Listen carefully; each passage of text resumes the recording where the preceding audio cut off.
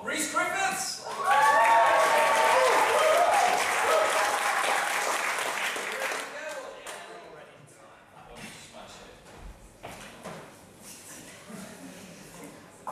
Hello everyone. Hello, my name is Rhys. I work at Techniquest, but what I also do is I write and perform radio comedies. Now, in a radio drama, a very important part of it is the sound effects. And it's someone's job to actually create all those sound effects using pretty much a table full of random bits of crap. That's what it is. But they all have a job, and I've got a couple here which demonstrates how to create sound, how they create sound. I think the most famous one are these, the coconut shells. I think that's the most obvious. That's a horse, of course. Now, bubble wrap, you may not know this, but if you rub bubble wrap, you get a campfire. You tell that to a microphone, that's how they create the sound of a campfire, just using a little bit of bubble wrap. Now what I have here is a washboard, and what I like to call jazz sticks. Look at that. Speed it up a little. How apt is a steam train? Well, that's the sound of the steam train. Now this one's a little bit different because this is kind of an opposite. Sometimes you have to create the sound for something that doesn't have a sound. Now this is how they created the laser gun sound in a film called Star Wars.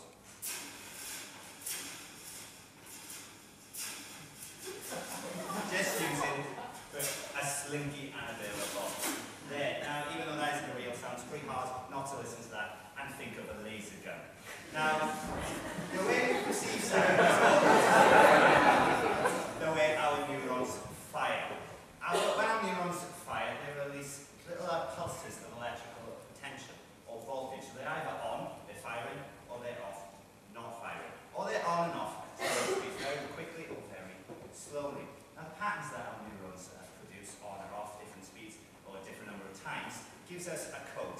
And that code tells us the frequency and intensity of the sound. It also lets us know the source of the sound. Now, frequency tells us pitch, and intensity relates to the volume, the loudness of the sound. But these qualities still don't tell us everything we need to know about the sound. Now, because two completely different sounds, can create the same frequency and intensity code among our neurons. So usually we use a code of context and memory recall to be able to identify a sound. If I clap my hands, you know that's a hand clap because you can see me clapping my hands. Your eyes are telling your brain that's a hand clap, we can see it, we are not idiots. But during a radio play, you haven't got that, you can't see anything. People making those radio plays giving you that context, and by doing this, I'm able to manipulate your memory recall. And by doing this, they can make you think that you're listening to one sound when you're actually listening to something completely different.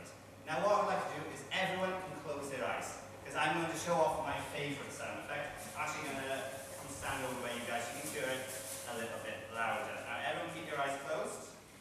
Now, I recently did a radio comedy called Zombie Titanic, where we used this one quite a lot. So everyone with their eyes closed, because I'm going to demonstrate how they create the sound of both